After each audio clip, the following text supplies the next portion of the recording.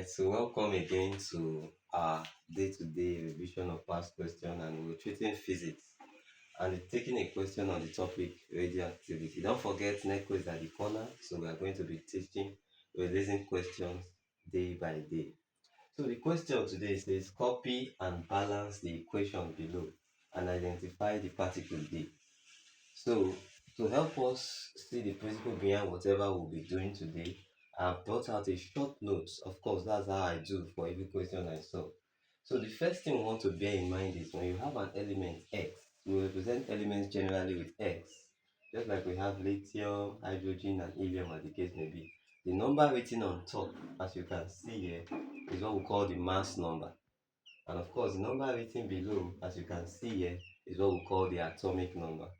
Now, the second thing we want to have in mind is when we have equations like this, which we call nuclear equations, a rule for balancing these equations based on the law of conservation of matter is that the total mass of all your reactants, as we'll see here, should be equal to the total masses of your products. At the same time, the total atomic number of your reactants should also be equal to the total atomic number of your products. So we are going to be applying that in balancing this equation. Now, thirdly, we want to be familiar with the particles and emissions that we can encounter in nuclear equations. We have the proton, when you have mass of 1, atomic number of 1. We have the alpha, mass number of 4, atomic number 2. We have the beta, mass of 0, atomic number of negative 1. Positron, which is a positive electron, mass of 0, atomic number of 1. Your neutron, and of course your gamma, which, because it's not a particle, has no mass and no atomic number. So let's go. So first thing to do is to write out the equation. So we write out the equation again. Lithium plus D, which is what we are trying to identify, to give our tritium plus our helium, which is alpha. Now, if we apply that principle of conservation, the product side, we have a complete, we know all the values there. So the total mass of the product is 4 plus 3 is 7.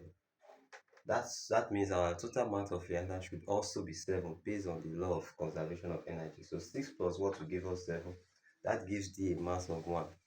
Now, the total atomic number of the product, 2 plus 1, 3. That means 3 plus what will give us 3. That makes D to have an atomic number of 0. So that, of course, tells us that D is what?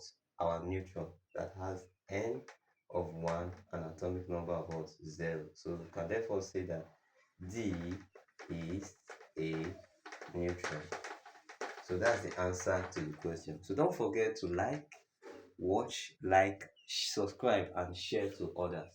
And don't forget that we have videos coming up for physics, videos coming up for further maths, for mathematics, and even for chemistry. Thank you.